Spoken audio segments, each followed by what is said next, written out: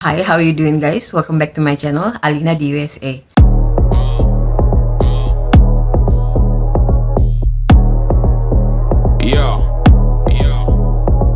Di channel ini aku banyak membahas tentang pop culture di Amerika dari sudut pandang orang Indonesia.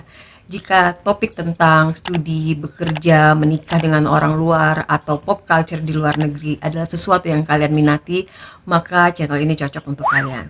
Thanks for stopping by, subscribe and like, I'll highly appreciate it. Thank you and enjoy the video. 10 things typically American people atau 10 tipikal orang Amerika yang aku amati sehari-hari. Apa saja? Ini dia ceritanya. Ya guys, setiap bangsa itu kan punya tipikal bagaimana dia dibesarkan ya. Kayak orang Indonesia itu selalu cium tangan sama orang yang lebih tua gitu kan. Selalu lepas sepatu ketika masuk rumah. Terus mandi 2 kali sehari umumnya. Aku waktu tinggal di Bandung cuma sehari sekali. Nah, orang Amerika juga begitu, dan obviously video ini hanya diperuntukkan untuk hiburan dan sekedar pengetahuan umum saja. Kita mulai ya. Nomor 1 adalah wear shoes inside home. Aku gak ngerti logiknya ini ya. Sepatu yang sudah dipakai jalan kaki, kena becek-becek dan segala macam, masuk ke rumah kadang-kadang gak dilepas sama sekali. It happens to my husband too. Jadi suamiku tiap pulang kerja, tiap pulang makan siang, dia nggak pernah lepas sepatu. Dia tiduran sebentar dengan sepatunya tetap dipakai. Kadang-kadang kalau habis jogging di luar, dia masih tetap pakai sepatunya. Jadi bahan peributan obviously, tapi sampai sekarang nggak pernah ada jalan keluarnya. Jadi dia masih terus berkeliaran pakai sepatu.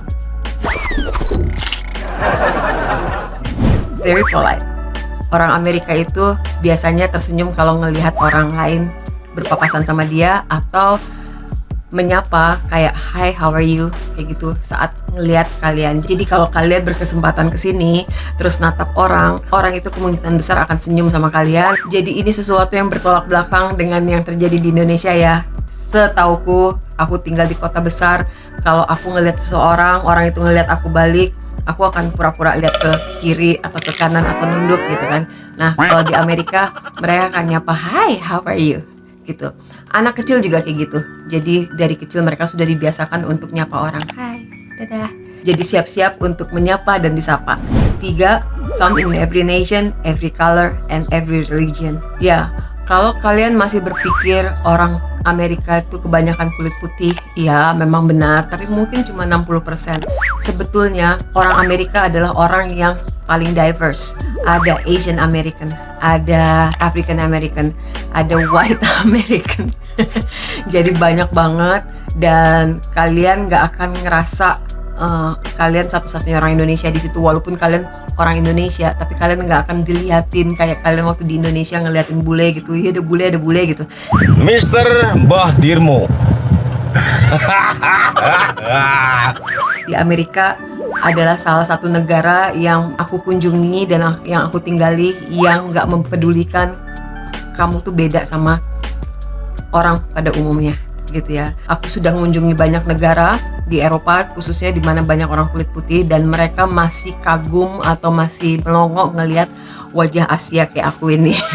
Tapi di Amerika nggak pernah ada yang bertanya where you from. Selalu nggak ada. I don't know kenapa. Aku kadang-kadang ingin ditanyain tapi nggak ada. Karena menurut mereka American comes in every color. 4, American needs a lot of elbow space. Jadi mereka nggak suka ngantri terlalu deket-deket. Mereka juga nggak suka kalau dikerumunin. Jadi negaranya, mungkin ini akibat dari negaranya yang besar, sehingga mereka pikir mereka punya banyak space. Jadi nggak cuma sekedar kalau di tempat antrian, walaupun antriannya banyak, mereka akan kasih jarak agak jauh. Bahkan rumahnya pun biasanya berjauhan. Jadi ya, di dalam pikirannya mereka tuh, mereka seperti dikelilingi sama bubble gitu yang nggak bisa dideketin orang. Jadi jarak bubble itu adalah sekitar setengah meter ya, depan, belakang, samping gitu, setengah meter, dimana orang ngedeket sedikit aja mereka sudah nervous, sudah panik, kamu ngapain deket-deket kayak gitu. Jadi be aware kalau misalnya datang ke Amerika, ngantri itu kamu nggak boleh deket-deket. Aku yang waktu dulu baru nyampe sini tuh sering banget mepet-mepet dan mereka ngeliatin aku senyum-senyum tapi nggak bilang apa-apa. Mungkin mereka ngerti ya, ini orang Asia biasalah kepengen buru-buru. 5. Diskriminasi adalah hal yang sangat serius. Ini memang sangat serius guys. Jadi kalau kalian ngelamar kerja di Amerika, biasanya kalian nggak perlu melampirkan foto sama sekali. Dan di lowongan kerja itu nggak ada kata-kata penampilan harus menarik, tinggi sekian, harus cewek, harus cowok, usia sekian. Nggak boleh. Itu bentuk-bentuk diskriminasi dan di Amerika nggak mengenal itu. Kalau ada lowongan kerja yang bilang Anda harus menarik, Anda harus tinggi sekian, Anda harus perempuan, itu sangat-sangat seksis dan bisa dituntut. Jadi kita yang mau ngelamar kerja bisa laporkan itu ke Dinas Tenaga Kerja dan ini dia akan dapat teguran bahkan sampai dituntut gitu ya. Itu serunya sih. Kenapa nggak boleh pasang foto untuk menghindari gender choose atau racist choose gitu ya. Jadi kalau kamu cantik kamu dipilih, kalau kamu cowok kamu, itu ada Alina Robot ya yang nanyain si Blackpink kemana. Ya, cat feeder. Itu untuk menghindari hate crime, terus gender choose. Jadi pekerjaan apapun nggak ada untuk cewek, nggak ada untuk cowok, nggak ada yang untuk 30 tahun ke bawah, 30 tahun ke atas. Kalau kamu mau kerja dan kamu siap untuk bekerja umur 60, 70, nggak ada masalah. Nggak boleh menolak seseorang gara-gara usianya, gendernya, rasnya, dan agamanya. Yang keenam, tipping. Tipping is a must. What is tipping? Tipping itu saat kalian ke restoran, saat kalian ke hotel, definitely harus kasih tips. Bisnis-bisnis yang mengharuskan kalian memberikan tip pada pegawainya itu cuma 2 sih yang wajib. Jadi restoran dan hotel.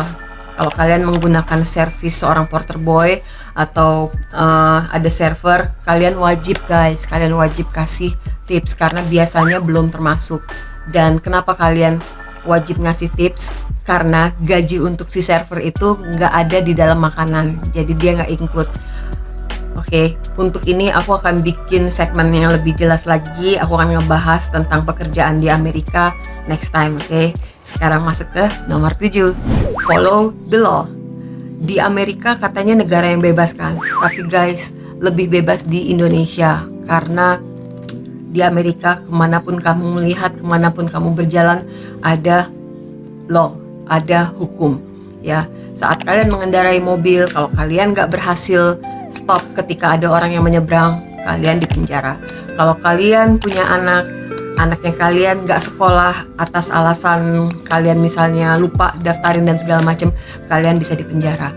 Kalau kalian, ini yang paling lucu, kalau kalian datang ke tetangganya kalian tanpa ngasih tahu, terus habis itu celingak-celinguk, ngecek-ngecek, kalau dia nggak suka, itu namanya trespassing dan kalian bisa ditembak atau dilaporkan ke polisi. Kalian sedang mengintai. Karena itu lagi-lagi space-nya mereka, space-nya individu. Mereka berhak merasa nyaman di rumahnya. Jadi kalau mereka nggak suka sama kalian, kalian ada di halamannya ngeliatin, kalian bisa dipenjara. Aneh bukan? Nomor 8 adalah ya, jadi kalau kalian ulang tahun, gak usah diam-diam, kalian harus ngomong sesuatu karena there is a big chance temennya kalian akan ngasih sesuatu ke kalian. Entah itu hari itu, entah itu besoknya, mereka akan ngasih sesuatu berupa kalian ditraktir. Jadi selama hari itu tuh kalian akan sangat bahagia. Pagi ditraktir, siang ditraktir, malam ditraktir, dikasih kado. Pokoknya itu hari kebahagiaannya kalian. Nah ini yang berbanding terbalik ya sama Indonesia yang ulang tahun justru yang mentraktir gitu kan, agak aneh. Nah kalau di Amerika menurutku lebih masuk akal, dimana kita bahagia kan kita dilahirkan dan orang-orang tuh ikut joyful tentang kita gitu, terutama orang-orang yang merasa kita itu sangat berarti buat mereka akan ngasih hadiah ke kita. Itu adalah hari yang paling menyenangkan untuk orang Amerika. Nomor 9, selalu lihat orang tepat di matanya. Jangan lihat ke kiri, jangan lihat ke boobsnya, jangan lihat ke kakinya. Kamu harus lihat orang ketika kamu bicara sama mereka. Itu bentuk kesopanan. Jadi kalau kalian misalnya lagi ngobrol sama orang, ya iya sih Aku pernah tuh ke kota itu. Orang itu akan ngerasa there is something wrong antara kamu benci sama dia, kamu nggak nyaman sama dia gitu ya. Jadi selalu lihat orang ketika kamu berbicara sama mereka. Satu lagi, jabat tangannya dengan yakin ya, kayak gini. Ini hal yang umum juga, pengetahuan yang penting juga kalau kalian datang ke Jerman ya. Jadi mirip-mirip. Di Jerman bahkan lebih ada filosofinya lagi. Jadi saat kalian ngelamar kerja, kalau kalian jabat tangannya begini, itu berarti kalian nggak yakin sama diri sendiri. Jadi jabat tangannya tuh gini, gitu. Apa sih yang kencang gitu. Nah di Amerika nggak perlu, tapi tegas aja. Hi, nice to meet you, gitu. Jadi benar-benar dipegang benar-benar, jangan kayak kalau orang Indonesia itu kan karena alasan agama ya nggak boleh saling sentuh atau cuma sekedar hai, kadang gitu kan. Gitu. Nah kalau di Amerika nggak boleh kayak gitu, itu menunjukkan kalian nggak sopan. Kenapa kamu nggak mau sentuhan sama saya, semacam itu. Jadi harus pegangan. Hi, nice to meet you. Yang ke-10 adalah copying, cheating, plagiarism, ada tuntutan hukumnya. Jadi jangan coba-coba untuk cheating saat kalian sekolah, jangan coba-coba untuk copy sesuatu. Kalau kalian bikin sesuatu pakai lagu yang sudah jelas-jelas ada copyrightnya, itu nggak boleh. Kalian bisa ditangkap dengan mudah, polisi bisa datang nyita semuanya dan kalian kena denda. Begitu juga kalau kalian sekolah, kalau ketahuan kalian bisa sangat dihukum, bahkan dikeluarkan dari sekolah dan kalian harus cari sekolah lain gitu ya, dengan ada catatannya tuh. Nah aku akan kasih bonus 2 lagi. Yang ke-11 adalah deodoran edik. Orang Amerika itu kemana-mana pakai deodoran guys. Dia selalu cinta deodoran. Bahkan ada YouTuber orang Amerika di mana dia ditugaskan ke Jepang, terus habis itu ada satu lagi ditugaskan ke Korea. Mereka saling ngobrol, dude, sebanyak mungkin beli deodoran dari Amerika karena orang Asia rupanya nggak pakai deodoran. Well, menurutku, aku nggak tahu 2 negara ini, tapi kalau di Indonesia juga nggak pakai deodoran sudah biasa ya.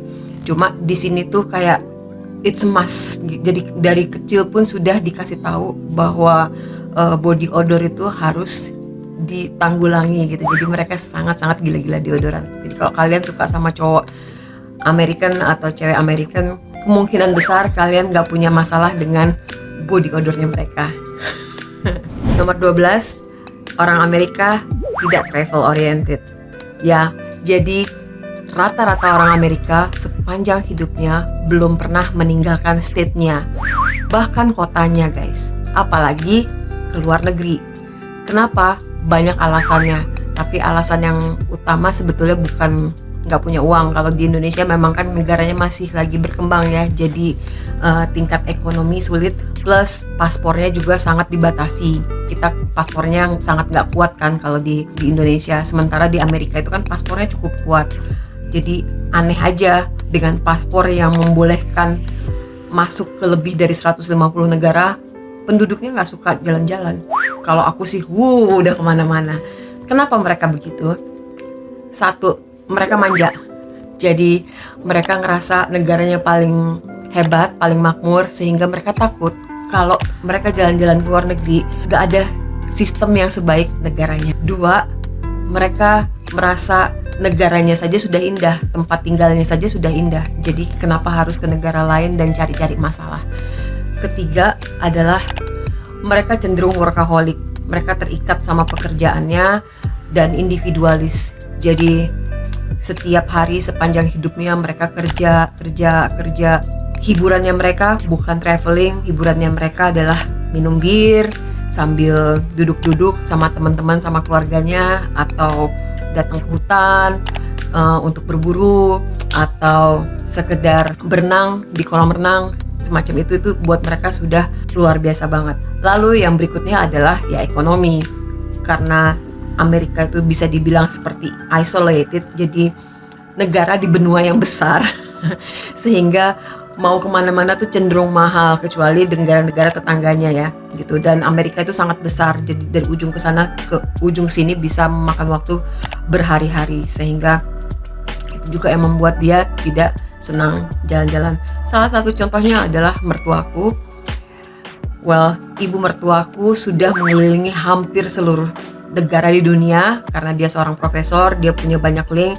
Tapi ayah mertuaku adalah seseorang yang bahkan lebih kaya, lebih prosper daripada ibu mertuaku karena mereka sudah bercerai. Tapi belum pernah keluar dari kotanya. Mungkin sudah pernah, tapi belum pernah keluar dari state-nya. Can you imagine? Dia tinggal di Colorado, dia seorang peternak hewan kaya, jadi seorang cowboy yang punya ribuan sapi dan segala macam sapi, kuda, you name it. Tapi sepanjang hidupnya cuma sapi dan kuda. Dia puas dikelilingi itu, hiburan satu-satunya adalah berburu semacam itu, dan dia puas di usianya yang sudah 60 tahun ini. Semoga informasi ini berguna dan menghibur buat kalian. I'll see you on my next video. Thank you guys. Bye-bye.